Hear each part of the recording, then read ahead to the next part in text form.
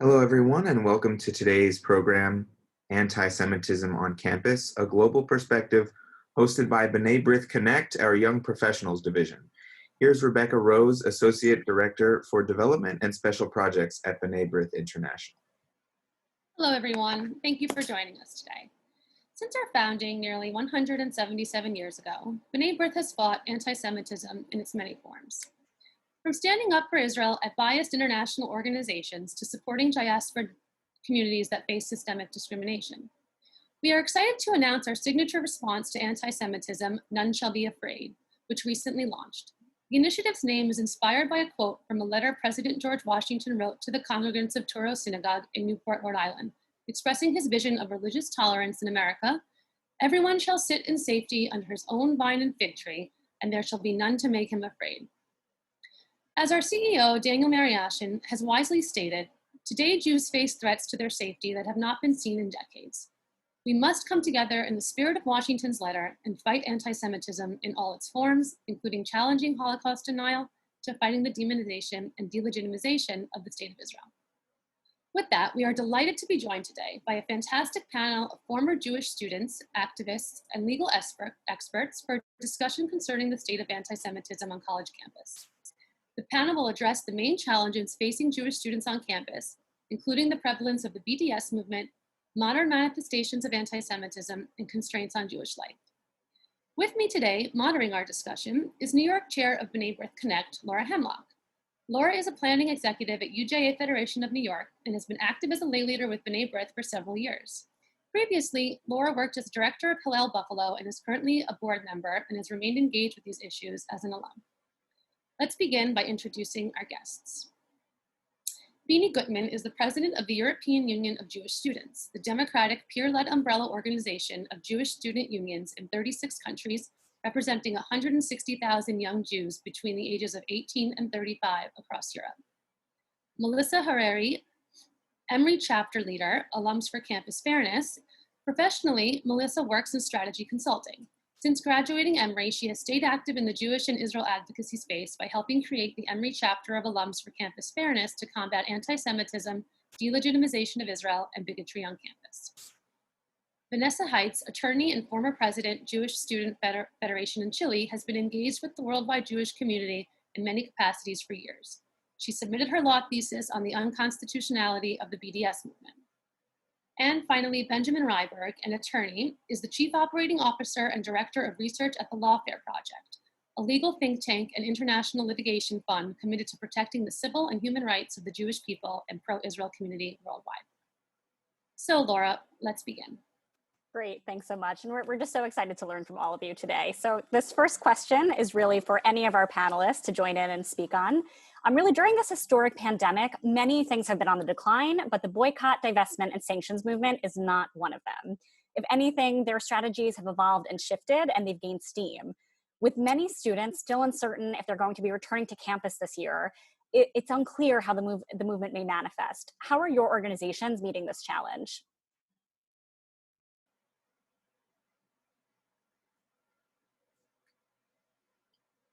Well, I will take this question. No, go ahead, please. I waited too long. Hello, my name is Vanessa. Thank you very much for having me here and organize this space. I think it's very important and I'm honored to be with the other speakers here. I think we all face similar challenges, so I think it's very interesting to share our opinions. I come from Chile, a country in South America, and we began with the BDS movement 2015, 2016. And well, as a Jewish student, it was really harsh. And how did we assess this, or how did we encounter the movement? We tried to, we made BDS not a Jewish problem, but a problem of the community as a whole. Because we have to understand anti-Semitism, and especially BDS, it is not a problem only for Jewish students, it is not a problem only for the Jewish community, but it defines what principles are we going to have on our university. Are we going to have freedom of speech? What are the values we're going to establish on our community? What are the values our teachers are going to have, what are the liberties we're able to express inside our campus. So first of all, we tried like to separate this from only the Jewish students, and we made a new organization. This wasn't like the Jewish Student Federation against the Palestinian Student Federation. We created another movement that it was called Students for Dialogue. And this was Jewish students and non-Jewish students. This is an issue of freedom of expression. This is an issue of discrimination. This is an issue of human rights. So it's not only a Jewish problem. This is why we created a more universal movement. And the other thing we did, I contacted a very good organization I have in my heart till this day. It is called Parent Circle Families Forum. It is an Arab and Israeli organization, Palestinian and Israeli organization, that brings together Arabs and Israelis that have lost families to the conflict. So they come together, they share the same pain, they share the same history on the other side of the coin, and they can dialogue. So this was mind-opening and heart-opening, not only for my campus, but also for the Jewish community, because it was very strong that I brought a Palestinian speaker besides a Jewish speaker, side by side, each of them telling their truth, their story, being honest from their perspective. And that way we can understand we each have a bit of truth, we each have our own history, and we each have our own story. So this was in 2016, 2015, and we had like a very harsh fight, but now time has passed, and we can see that this week, the Student Federation of all the students in Chile are holding a vote to vote for BDS. And we can see how I still can't comprehend how we're facing a global pandemic. Chile is also in a big social crisis. We're also having a lot of conflict with the natives in the south that are the Mapuches, but still one of the main things in line of the Student Federation of Chile is to vote for BDS. So I think it's pretty interesting, like see the priorities of the student movement in each country. I still don't get how voting for BDS is one of them, seeing that we are facing many challenges. And that, I think, would be very interesting to share like different opinions and like also analyze this, that how people are getting so involved in BDS. Why does it sell so good? So I'll add to that. I have a couple components to this. Oh, is that okay? Yeah, no, please do. Okay. So a few things. First of all, I will say that at the Lawfare Project, we are a lawyers organization, and fortunately, very infrequently, if really ever, does BDS activity on campus require or even pave the way for legal action. The reason for this is that, I'm sure most people watching this are aware that what we see most frequently is student governing bodies or other campus groups pushing some kind of BDS resolution, calling upon the university to boycott, to divest, et cetera, et cetera. And over again, even if these do pass, there's no practical impact other than perhaps fomenting further interest in BDS and related to that, more anti-Semitism. But there's no practical impact as far as universities actually following through and deciding to divest, or even putting together these reports that are often called for and which companies they're invested in that are supposedly complicit in Israeli war crimes or whatever other nonsensical language is attached to this. So, unless the schools actually went ahead and engaged in a boycott, not just talking about it, there's really nothing to do legally. However, what we have done and what we continue to do is to educate students, both the very active Zionist students and students who don't really know anything about this, but maybe have heard of BDS or perhaps have not heard anything about it, and have a very different set of words attached to the acronym.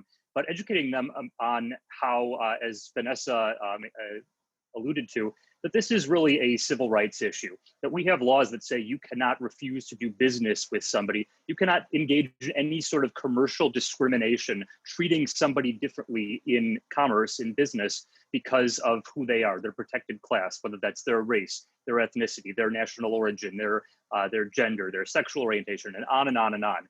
And BDS is exactly that. It is calling to commercially discriminate against people or companies because they are Israeli or because their boards or founders are Israeli. And I think that the other side, as it were, has done a really good job, unfortunately, of painting it as this sort of freedom fighting and civil rights movement, when in fact it's the opposite. It is indeed anti-civil rights. It is violating civil rights, and we need to hammer that in. One other side point I'll make about what we're doing is, and I'll first say why we're doing it. I think that if we want to see a decrease, hopefully, or a full-on cessation of these BDS resolutions, at least in student governments, gaining steam or getting passed, we really need Jewish or Zionist or anti-BDS, whatever their religion, their ethnicity, et cetera, may be. We need you guys to get on student government and to be active. And trust me, I deal with students all the time. I know how tough that can be. I've obviously been following very closely what's been happening at USC and other schools. McGill, for example, Zionist students, Jewish students are being targeted mercilessly and harassed and intimidated when they are on student government. They're basically being told that you have to drop your Zionism at the door, which is sort of the new, and not so new now, but the common way we see anti-Semitism being manifested.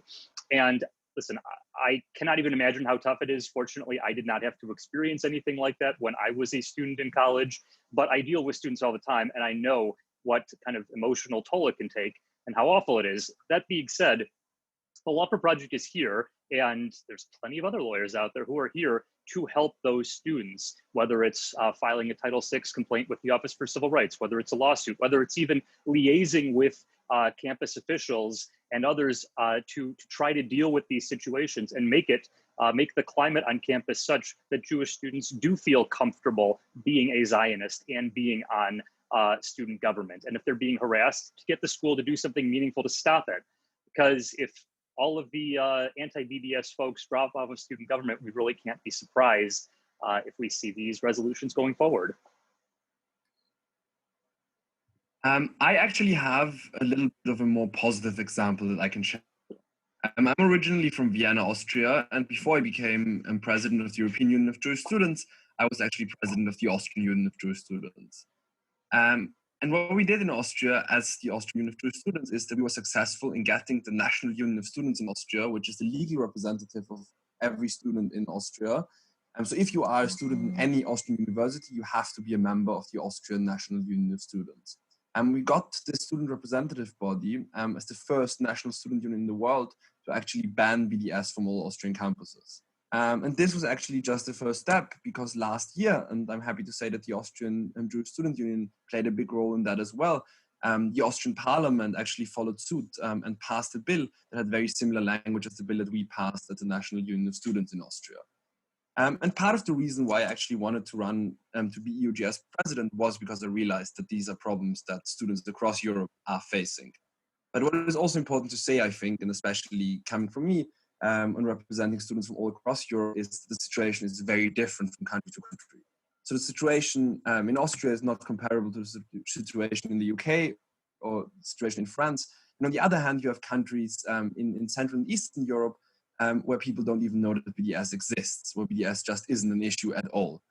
So that is always important to keep in mind that BDS looks and acts very differently in different places.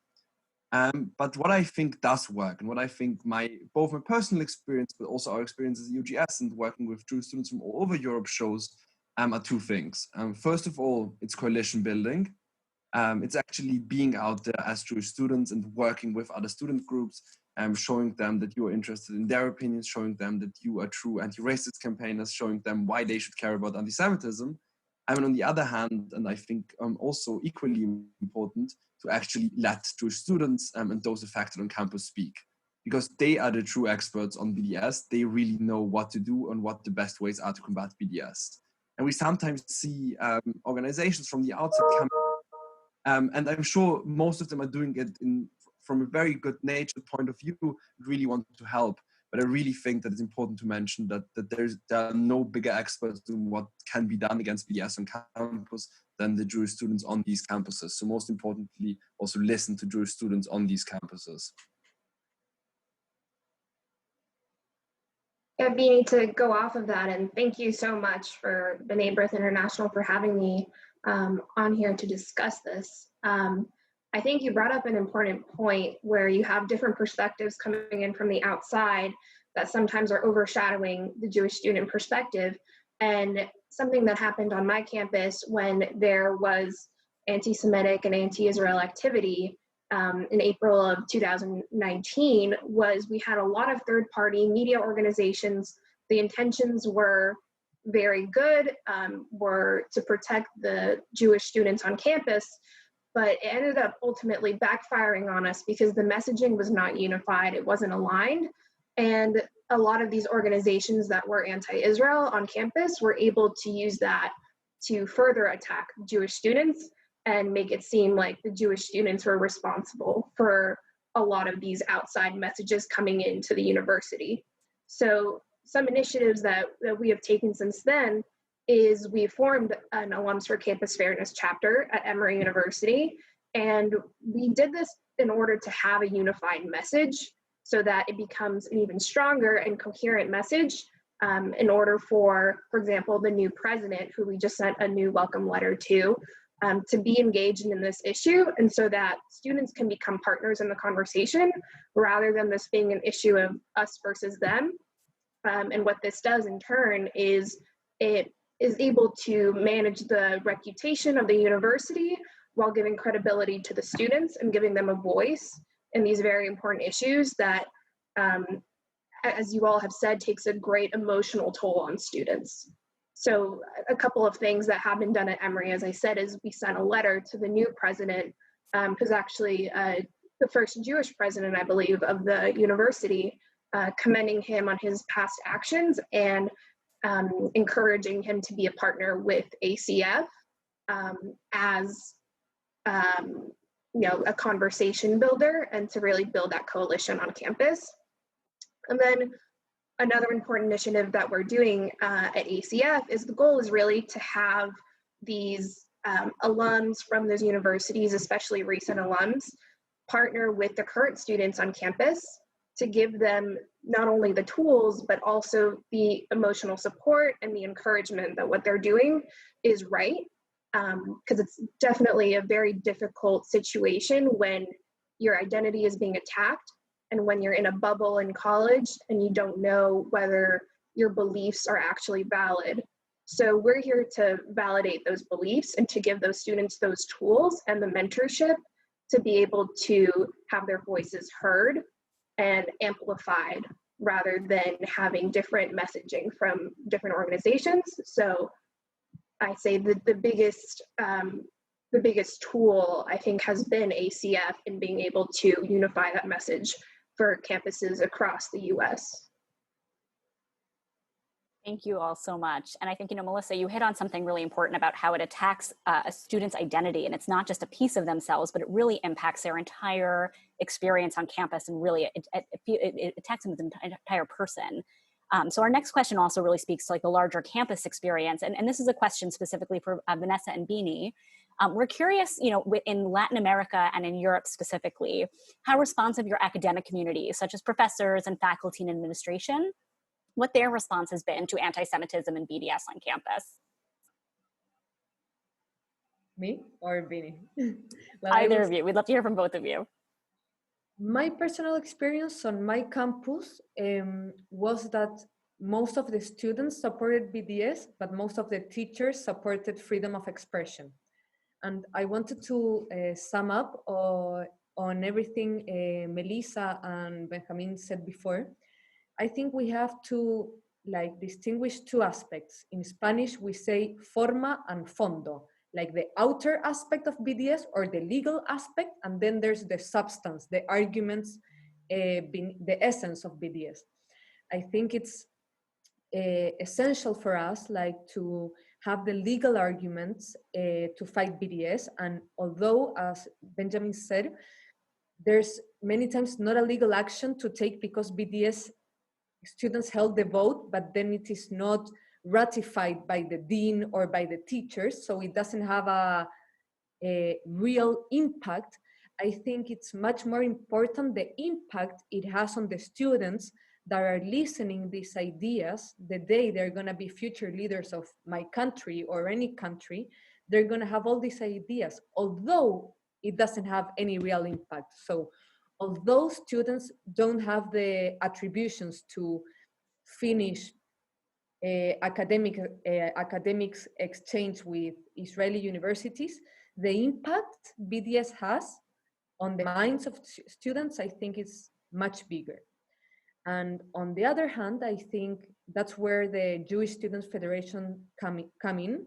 Everything that Melissa said, like the importance that is like our support, and also I think teachers are a very good asset. In my personal experience, teachers were on our side because as I said, this isn't Israel versus Palestine, Jews versus Arabs. This is freedom of expression versus a movement that is trying to silence you, versus a movement that is trying to cut academic exchange or business trades or whatever. So taking BDS to that rhetoric, I am not defending Israel. I am defending the right of Israel to defend itself by speech.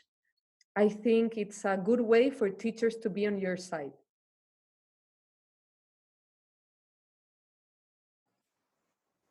Great, thank you. And Bini, if you have anything you'd like to add to that question. Yes, absolutely. I mean, I know this is quite unsatisfactory, but again, the situation is very different across Europe.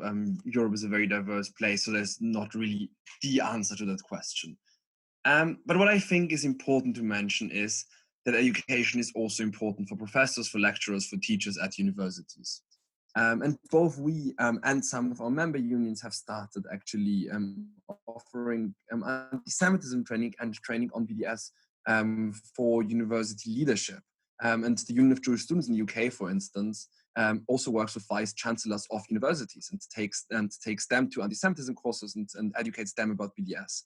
And I think that's equally as important as educating students, which is, of course, more of the work that we are doing. But I really think that that is key, because I think an argument that very often works is that BDS mainly targets Jewish students in the diaspora. BDS does not really have a huge effect on Israel itself. The people who are really suffering under BDS and on places where BDS is very active and very strong are the Jewish students on these campuses. And I think that line of argumentation, that line of questioning and showing to these professors how BDS can be hurtful, as a lot of you have mentioned, to Jewish students on their campuses, and how that can go against the welfare of the Jewish students at several universities makes a lot of sense. And I think that is the key, and that is what we have to do. Great, thank you. So I know we've been speaking a little bit about BDS, and I want to take a step back and we're going to talk about anti-Zionism as a whole, as well as anti-Semitism. And especially with so many young leaders on our call right now for B'nai B'rith, Melissa, we have a question for you. As an advocacy organization, B'nai B'rith has been on the forefront of supporting legislation like the Never Again Holocaust Education Act and the Anti-Semitism Awareness Act, amongst many other important steps. For example, advocating for Israel on high-level meetings on the sidelines of the United Nations General Assembly and the UN Human Rights Council every year.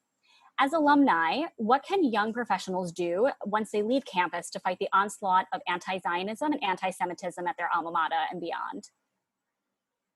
An excellent question. It's the main reason that I joined ACF is because I felt like there might not have been enough resources or organizations that could help recent alums achieve that goal. There's a lot of organizations for students that are currently on campus, and there's a lot of organizations for maybe some young professionals and then professionals in the field to get engaged with the topic. But I really felt there was a lack of this group of these very recent alums that are graduating that can serve essentially as these consultants for current students to relate to their experience on campus and notice any of the trends in the short term that arise from these universities. So I think the most important thing that we can do as as alumni is, again, being able to have that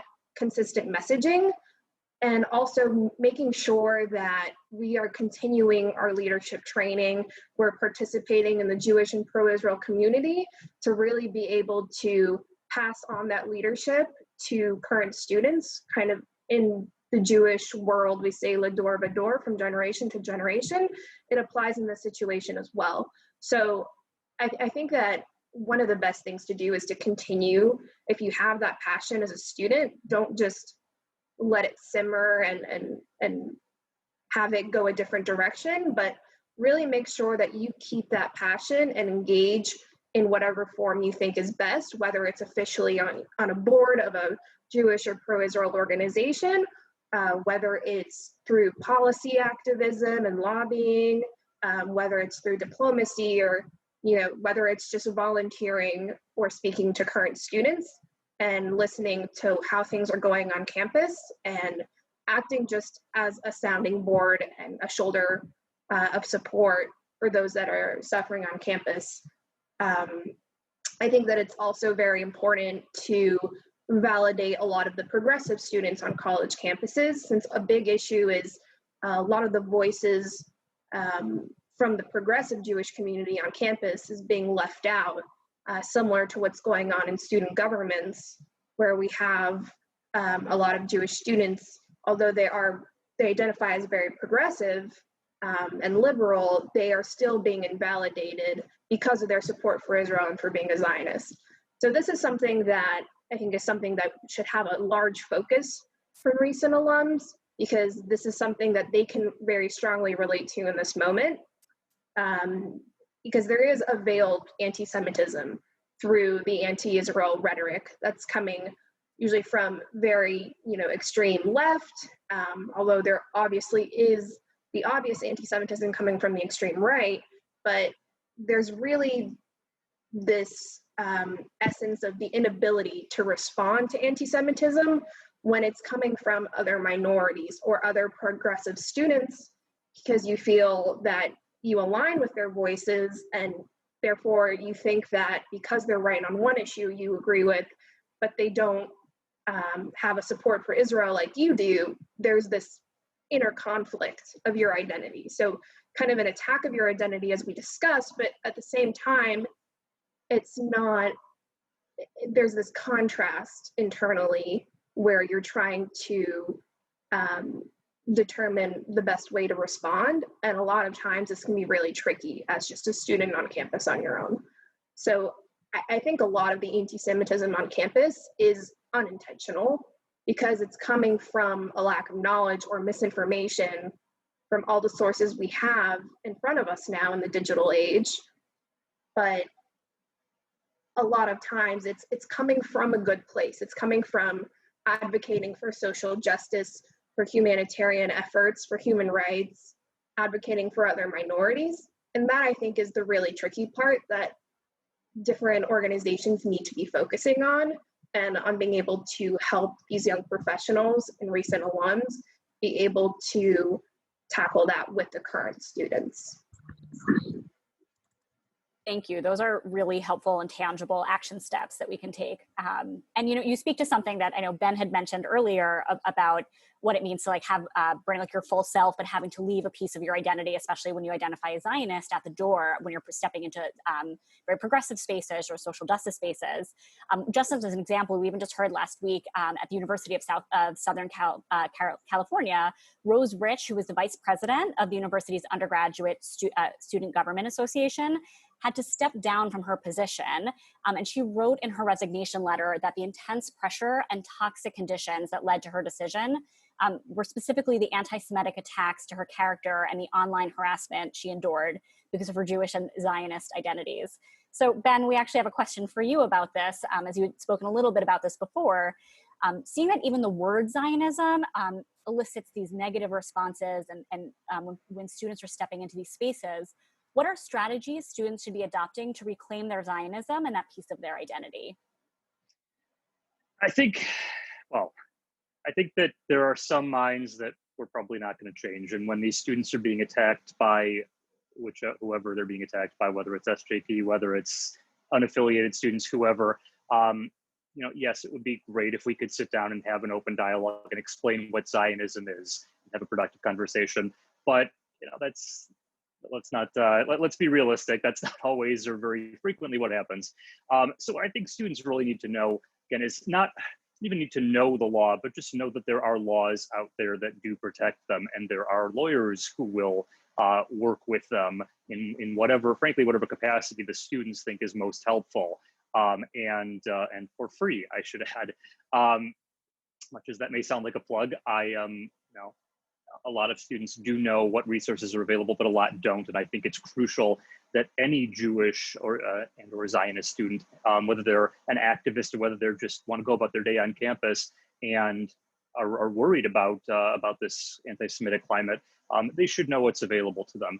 So as far as, and I also think that having at least some sense of what the resources are is empowering in and of itself, because it gives the students a sense that they or with help, steps can be taken to address these problems and make sure that they can benefit equally and participate equally on campus and not deal with extreme hostility. So to this end, some of you may already know, some of you may not. The main piece of legislation that is relevant here is called Title VI of the Civil Rights Act of 1964. And this could be a whole other discussion, but I don't want to bore anybody right now. Basically, it says that at any institution that receives federal funding, which everybody out there is every public school and the overwhelming majority of private schools even, there are a few exceptions of schools that just don't take any federal or state funding. And frankly, we don't see very many Jewish students or much anti-Semitism at those institutions. Any of the covered institutions, they cannot allow discrimination based on race, color, or ethnicity. And Judaism has been read into that, has been included by the Office for Civil Rights as basically as ethnicity. I won't go too much further into that, but and I think that what students should also know is that when it comes to Title VI, if you're having an issue on campus, this doesn't mean it's time for a lawsuit. It doesn't mean it's immediately time to file an Office for Civil Rights complaint. What it does mean is you should sit down and think and map out what is happening and what are the best ways to try and solve it. For example, even a lawyer's letter can often be quite effective, sent to the appropriate campus officials outlining what the requirements are, reminding them of their obligations under Title VI, and also the executive order on combating anti-Semitism from last year, which essentially obligates any government entity that is tasked with investigating potential Title VI violations, potential discrimination, looking at the International Holocaust Remembrance Alliance definition of anti-Semitism, to identify these new, more modern manifestations of anti-Semitism. What we see nowadays is not so much, fortunately, swastikas being drawn on doors. It's student groups saying the Zionist groups cannot participate in this because we're gonna say that that's a political view. We don't want them as part of this. We're gonna pretend it's not part of a religious component or an ethno-religious component. So I realize I've gone a bit all over the place here, but the point is, I think that it's just so important to realize that there are avenues available. There are powerful laws that do protect students, and to realize that just having a productive or opening a productive dialogue with the school, letting them know what their obligations are, that can often achieve the goals we want. Whenever we at the Lawfare Project, or hopefully any lawyer out there who's addressing these issues, looks at a situation like this, the goal is not to go into court. The goal is to solve the problem. So I hope that answers the question, and I hope the takeaway should be that Zionist students should be proud and should realize that if they are worried about having to shed their Zionism, that there are legal avenues that protect them from having to do so. That's great, Ben. I want to just follow up on something. So, I'm thinking that there are so many students out there that are not as politically minded. They're just not active necessarily in a political space, and they're still met with BDS and anti-Zionism in so many other spaces, right? So it's not just the social justice spaces, it's not just a political arena. And there are people that just don't really want to be loud Zionists or be involved in student government, but they're Jewish, they're Zionists, they come from, a Zionist household, they love Israel, but it's just not something that they want to scream or hold a sign up or, what can we do about those people that we risk them perhaps becoming more apathetic towards any kind of conflict. So I wonder that, those that want to stay politically active outside of college when they're done, I'm not too worried about them, or those that have the confidence to speak up and take it to, go to a lawyer about something. But those that, find themselves in a situation where they just are not sure where to turn, but they don't necessarily want to become more active in combating it, but they don't want to sit out as well on the subject matter. Does that make sense? Is that for me? Yeah. Yeah, no, it makes perfect sense. Sorry. No. Also, just quickly, I realized when I mentioned Title VI, I want to jump back. I did say it's race, color, national origin are the three actual protected classes, but ethnicity is read into it. So forgive me for that. Occasionally, we all say all of us say the wrong thing at some point. So anyway, you've got a lot to remember. To your question, I mean, it's tough, and honestly, I'll say that this is not so much my area of expertise because we're not an advocacy organization, or at least we advocate for the legal rights. But I don't think that I would never want to be one to pressure Jewish and Zionist students that they have to be the ones marching in the protest or whatever else. That being said, I think educating them on why it is important that they take some steps, whatever they may be, or at least why they should care about enforcing equality when it comes to Jewish rights on campus. Why it is, part of the reason I think that we've seen some colleges in particular get so bad over the years is because nobody said anything. People have been afraid to appear litigious. People have thought, oh, what's happening to me? Yeah, it's not great, but it's not bad enough. I don't want to tell on somebody. And truly, I hear these all the time, and I get that. I mean, there shouldn't be this obligation on Jewish students when they go to campus that, well, you're going to have to stand up for yourself at some point. You should be able to just go like everybody else and do college and enjoy yourself and learn. But I mean, this is, other minority groups, I think, know this lesson well, that you do have to stand up for your own rights because otherwise nobody else will. And if over time you sit back and keep letting things fester and not dealing with this issue because it seems kind of small, not dealing with this issue because you don't have time, whatever else, that you're going to set this precedent that Jewish students on campus aren't aggressive, aren't going to push back and demand equal treatment, and that's how things get really bad. That's the best I can do with that. Or if anyone else wants to chime in on that, but otherwise, that's a great answer. Thank you. Maybe not everyone is going to agree with me, but personally, I am so sorry, but we have a responsibility. We have a big responsibility. Just because we're Jewish, we have to carry this backpack of history of our people or of our future. And that doesn't mean you have to be the first in line when we do a rally or whatever, but you have the responsibility to maintain informed, to learn what is happening now in the Middle East, not because I want a big Zionist movement in campus, but because they are going to attack you. Either way, if you're active or you're not active, you're still Jewish. So you are going to be attacked in some way. So I think every Jewish student, this is a big issue. I didn't went to Hebrew school. I went to a English school, but I think this is a big challenge people going to Hebrew school face, because in Hebrew school you're very protected. Everyone thinks like you. Your identity was never challenged. Your thoughts were never challenged. Most of the time you only listen to one perspective on the Arab-Israeli conflict. And all of this is being broken down when you get into university. All your thoughts, your principles, your ideas, you have to stand up for them. So I think you have a big responsibility not to be the most active student and to be the first in line, but you do have a responsibility at least to be informed on what is happening. And this is a favor you're doing to yourself, like to be able to stand up and that I think you have a responsibility. Great. I don't disagree with you. Look, I think in an ideal world, it shouldn't be Jewish students who would stand up to anti-Semitism on campus. But the sad reality is that in many cases, it is Jewish students. It's not only Jewish students, but it very often is Jewish students. But I think when it comes to getting people who are not as engaged to being engaged, the most important thing is actually to empower them. And that's what we at UGS really at our core try to do.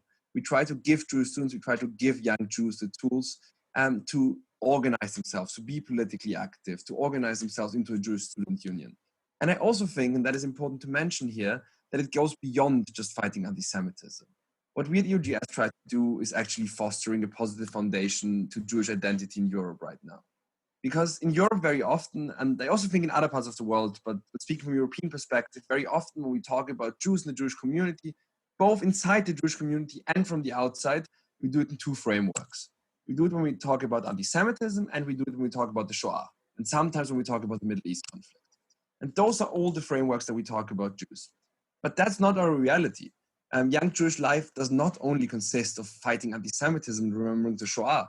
Don't get me wrong, those are two extremely important parts of what we do in our work every day and what Jewish students care about.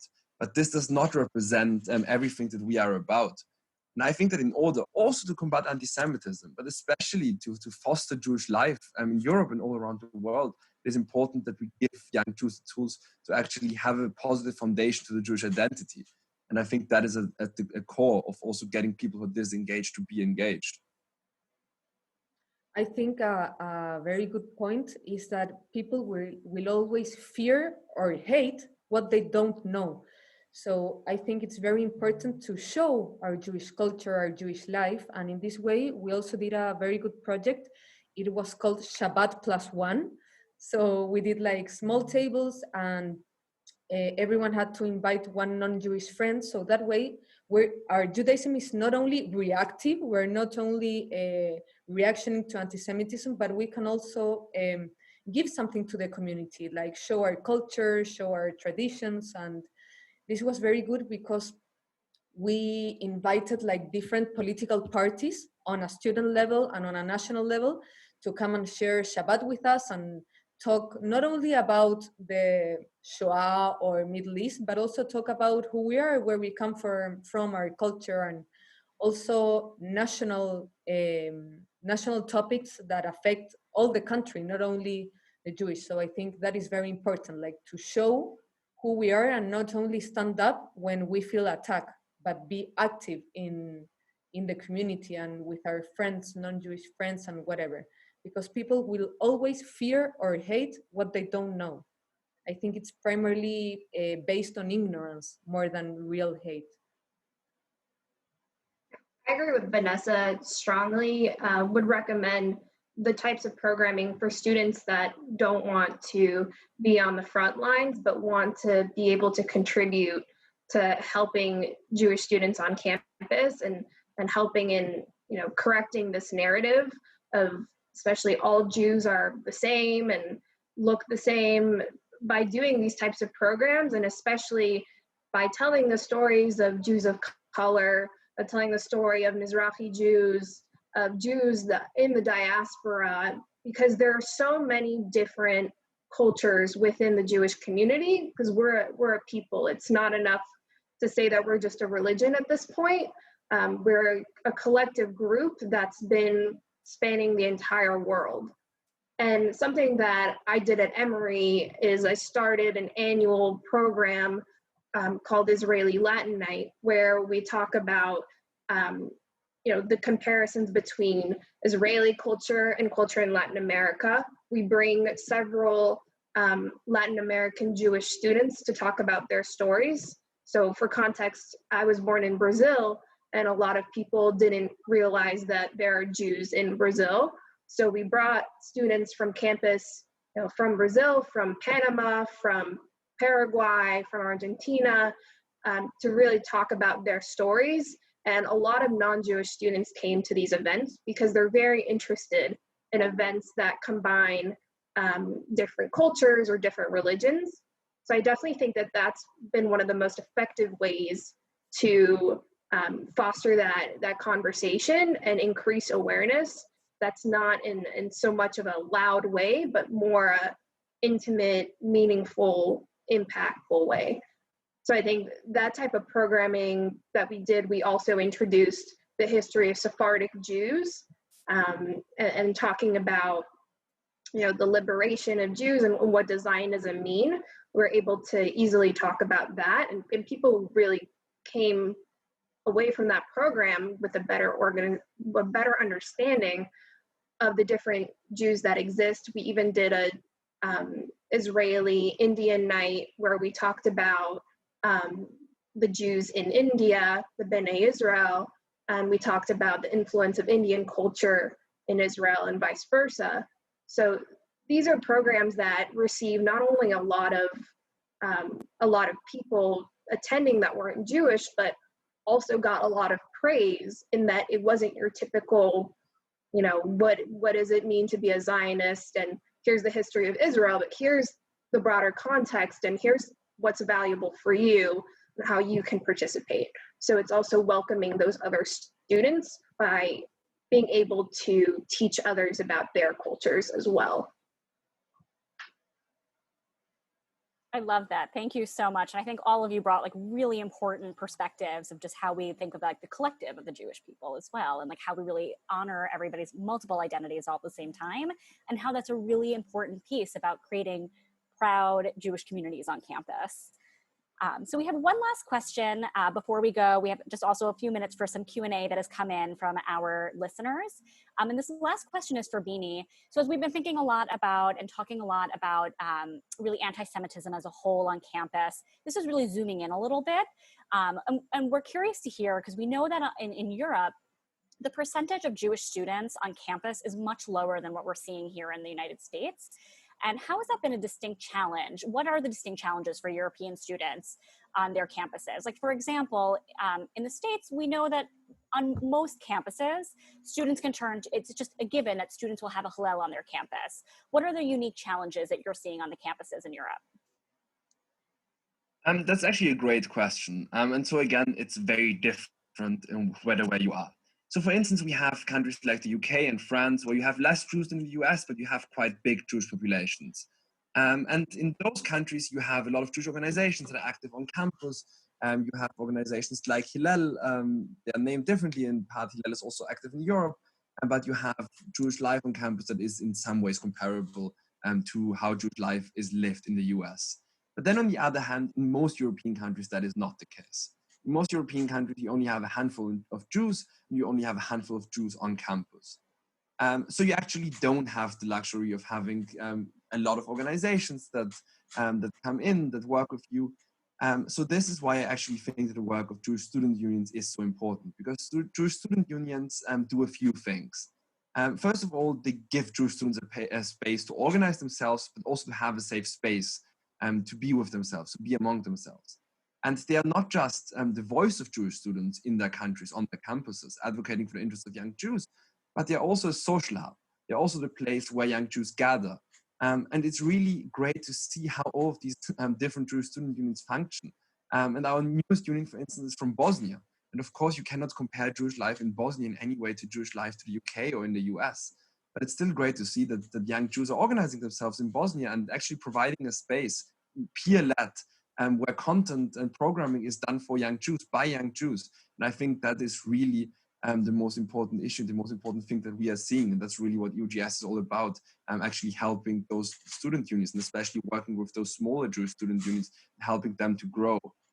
But before we go to the Q&A, I also want to mention one additional thing, because it also alludes to the question, but it also goes beyond that. We are here at a panel about anti-Semitism, and we have spent 50 minutes having a very interesting discussion about BDS. And BDS is a very important issue, and BDS is, of course, something that Jewish students on campus face. But anti-Semitism on campus, in our experience in Europe, and I think across the world, goes beyond BDS. We face anti-Semitism at the moment from three different sides. We face anti-Semitism from the far right, we face anti-Semitism from parts of the far left, and we face Islamist anti-Semitism. And we actually see a very dangerous trend of people politicizing anti-Semitism. of people only caring about anti-Semitism when it comes from the other side of the political spectrum. People on the right only decrying BDS, and people on the far left only calling out far-right anti-Semitism, and so on. And this is actually a super dangerous trend, because I think we need to be clear. The only people who fight all forms of anti-Semitism are truly our allies. Only people who fight all forms of anti-Semitism equally actually are serious with fighting anti-Semitism. And I think this is an important trend. Because we are seeing really a sharp rise in far-right anti-Semitism across Europe right now. And actually last year, EUGS, together with the European Union's Fundamental Rights Agency and the European Commission, released the first ever survey on perceptions of anti-Semitism among young European Jews. And some of the results were honestly quite shocking. First of all, almost half of young European Jews had personally experienced anti-Semitism in the last year. But what it also showed is that they don't think that their governments are doing enough to combat anti-Semitism, and they also see a sharp rise in far-right anti-Semitism. And we can also see that on campuses. And I think that's important to mention, and I think that's important to speak out about, and I think that's important to tackle as well. Sorry for hijacking the discussion a little bit. No, that's great. I think those were really great points. Thank you for raising those. So we have just a few minutes left that we're going to try to squeeze in just a few of the questions that have come in from our viewers. One is from Charles Kaufman, who is B'nai B'rith's president. And he asks, how big of a challenge is it to having Jewish organizations that work against the security of the state of Israel? And this question is open to anybody who would like to weigh in.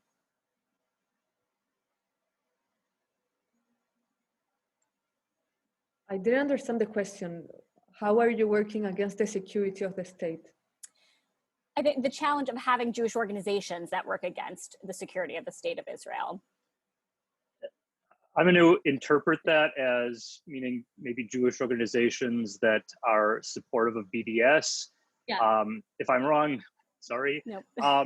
Yeah, it's well, it depends on really the organization. If it's an organization with very limited reach, then it's not good, but it's not the end of the world. But when it's big organizations that influence a lot of hearts and minds and get a lot of media attention, for instance, then I think it can be quite problematic, not necessarily from a legal perspective, but as far as sort of shaping the broader public opinion, that when if a Jewish organization comes out and starts saying that BDS is positive and it's just exercising free speech and whatever else, I think that I think it's at best irresponsible, at worst dangerous and disgusting that an organization would do that and call themselves Jewish, because that just gives fodder to everybody else out there who wants to say, see, even the Jews don't think that BDS is anti-Semitic, or even the Jews don't think that discriminating against somebody who's a Zionist is anti-Semitic. These Jews are saying that Zionism is bad and that's a political leaning and whatever else. And I don't think we need to equip our enemies, which frankly I would perhaps include some of these groups as opponents. Enemies is a strong word, but I don't think we need to equip our opponents with anything. I think it's very problematic, and we need to be there when organizations do things like that, when Jewish organizations do come out in favor of BDS, and be ready to clap back and not just say we don't like that or that's bad. You're not a real Jewish organization, but explain clearly and loudly why they are wrong. I want to establish a point, especially like with the whole thing of annexation recently. I think we have to distinguish when a Jewish federation can criticize the government, which is valid, like most of Israeli citizens criticize their own government, or like most of Chileans criticize its own government. It's a democracy, and I don't think it's doing harm. Rather, it's giving legitimacy to the Jewish Student Federation if they're critics of certain aspects of the governments. I think that's okay. And I think we have to distinguish that, like a valid critic of the government of Israel, and separate it from a Jewish organization that is promoting anti-Semitism or BDS. I think that can be more harmful. But taking this into perspective, I think if we can divide this in 4 groups, being one group, the Jewish students in your country, 2, the Palestinian students in your country, 3, the Jewish Israelis, and 4, the Arabs in Middle East, we can see that BDS, first, it's not doing any harm. I don't think it's doing any real harm to the security of the state of Israel. I don't see Bibi Netanyahu so afraid because a university in Chile voted for BDS. Second, I don't think it's doing a favor for the Arabs in the Middle East. I don't see their lives improving, their quality of life or social welfare improving. Thirdly, I don't see also how this can improve the lives of the Palestinians living in Chile or in any country.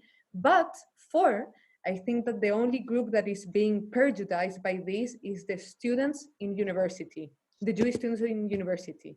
And I think that's like the most critical thing, because if you really want to change things in Middle East, I don't see how BDS is a legal or valid means to an end. I don't see how BDS is improving the lives of Palestinians in Middle East or threatening the security of Israel or Bibi Netanyahu.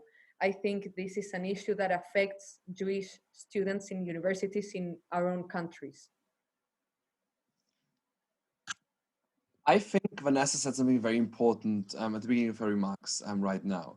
Of course, Jewish organizations that are against Israel, that are anti-Zionist, are a problem for us. But I think one of the most important answers that we can give is to actually broaden the space within our own organization, within the Jewish and Zionist community. Because the feeling that we got, at least in Europe in the last few years, is that the space on our side, on the Zionist side, has become very narrow.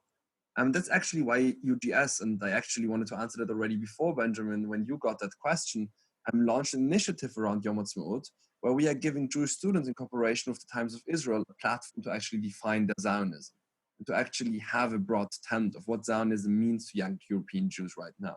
Because I think it's important that we do not only define our Zionism in opposition to something, in opposition to BDS, in opposition to people who hate us, but rather as something that we care about, something that is important to us and that has a lot of different views, and people can define their Zionism differently. And I think it's important to make sure that we don't that we don't lose people, that people don't leave our tent, that our tent is as broad as possible, that we actually give people the space to have critical opinions within the Zionist framework, give people the space to also criticize the Israeli government within our organizations, because only that way we can keep those people and not let people get either disengaged or even join those anti-Zionist organizations. Great, thank you. So we have time for just one last question that we're going to put out there from Ethan, who's been listening. And I think this is really going to speak a little bit of what was said earlier about a lot of like intersectionality and just like how we show up as multiple identities. And the question is, how do we discuss anti-Semitism and advocate for justice for Jews right now when the world seems entirely focused on racial injustice? And he feels that anti-Semitism and anti-Israel rhetoric is being overshadowed right now by systemic racism, and sometimes doesn't feel comfortable talking about what Jews are going through because of the current political climate in the US.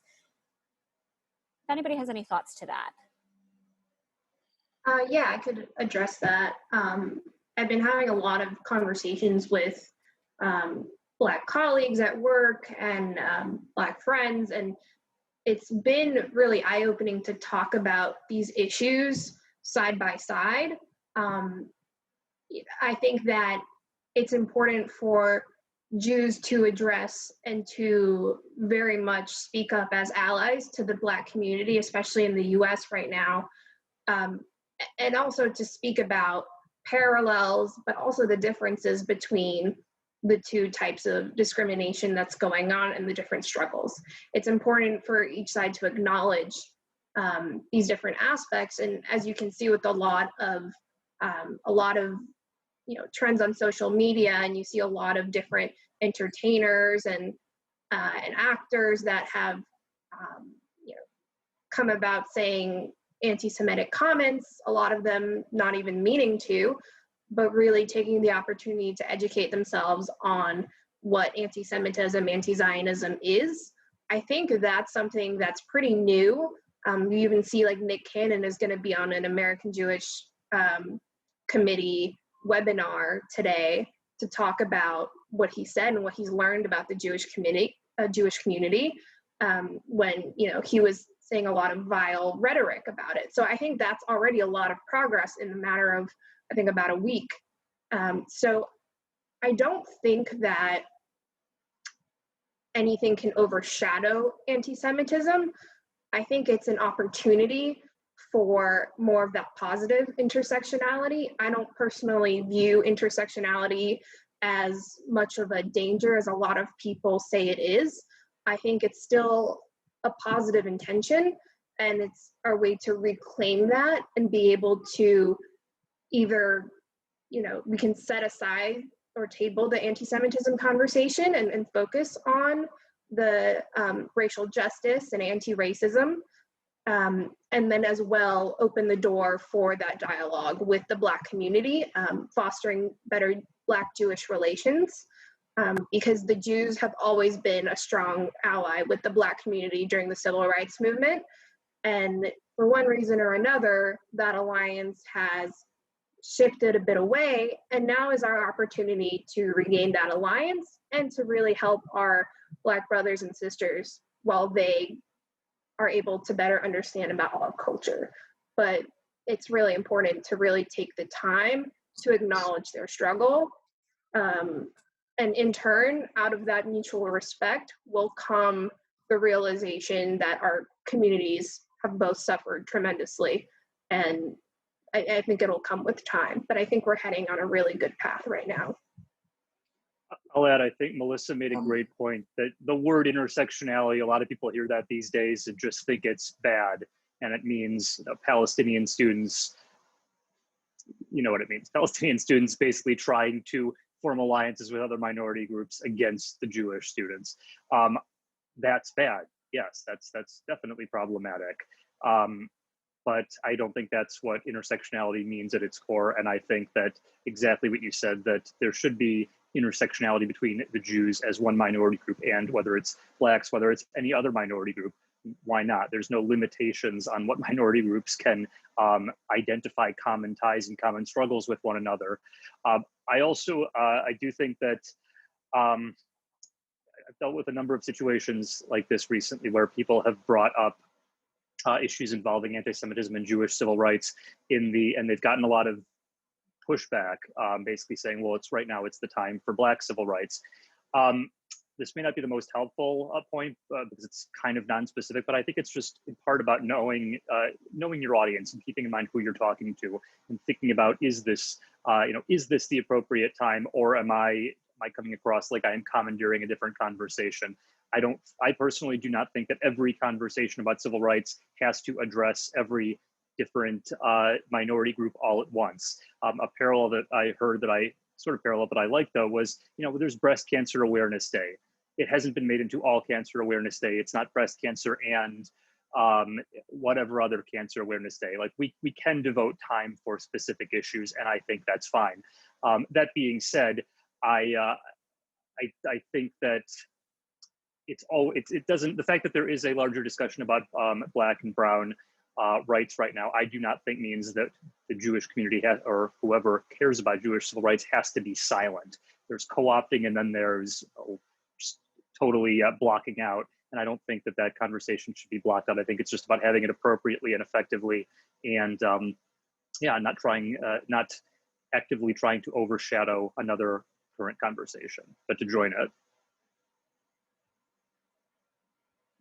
Well said. Oh, Bini, did you want to add something?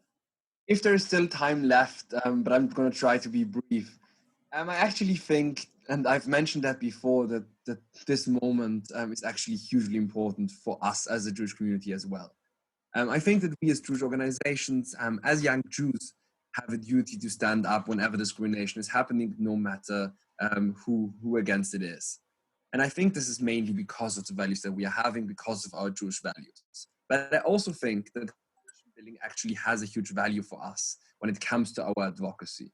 As I said before, we managed to ban BDS from all Austrian campuses by doing coalition, as most universities, with the very left-wing student government at the National Union of Students in Austria, by showing them that we are true anti-racist campaigners, that we care about all kinds of discriminations, and then also explaining to them why anti-Semitism also matters, why it's also important to stand up against anti-Semitism.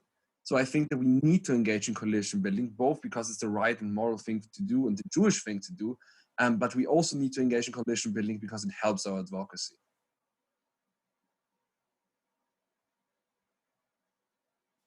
Great. Well, I just want to say a tremendous thank you to each of you for all of your insights and perspectives today. It's been really wonderful to learn from each of you. And I'm just going to bring this back to Rebecca to close us out. Thank you, Laura. And thank you so much to each of you. I think this has been a really fascinating and extremely important discussion to have, especially right now with the current climate. And just want to bring it back to what Melissa had said about, Nick Cannon speaking today. And, I think it was about a week or two ago, we held a discussion with Jeff Schwartz, who's an NFL 8-year veteran. He had really, and one of the only Jews in the NFL. He had a great discussion with us after signing our None Shall Be Afraid pledge, which I will share with all of you, just about, how and why it is so important to educate and speak up about anti-Semitism. So I would urge all of you to check that out if you haven't already. But, Yasher Koch to all of you. I think it's really impressive what each and every one of you is doing. It does take a lot to come out of the campus space and to continue this important work, because without it and without you, we really are in trouble. So thank you each so much also for joining us. I just want to talk a little bit about our pledge and our None Shall Be Afraid initiative. I would urge each of you watching today to please go to the website b'nai-b'rith.org and visit our None Shall Be Afraid platform, where we have produced online one-pagers. These are resources to instruct about the different facets of anti-Semitism, including anti-Semitism on college campus, faith-based, and at global agencies. We also want to invite you to check out and share our Students Speak Out Against Anti-Semitism creative video contest. This is a pretty exciting thing, and please share it with your networks. As part of our None Shall Be Afraid platform, B'nai B'rith has partnered with the Combat Anti-Semitism Movement for a video production contest that invites students around the world to create short videos to advance public debate surrounding anti-Semitism, hatred, and intolerance. Students are challenged to promote a better understanding of anti-Semitism and mutual respect, with up to $5,000 in cash prizes to be awarded to the winning entrant. Well, thank you all so much. Please check out our website, our Facebook for future events, and share this conversation far and wide, because it's just so important.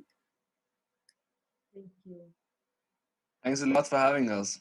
Thank you. Thank you so much. Thank you so much. Thank you.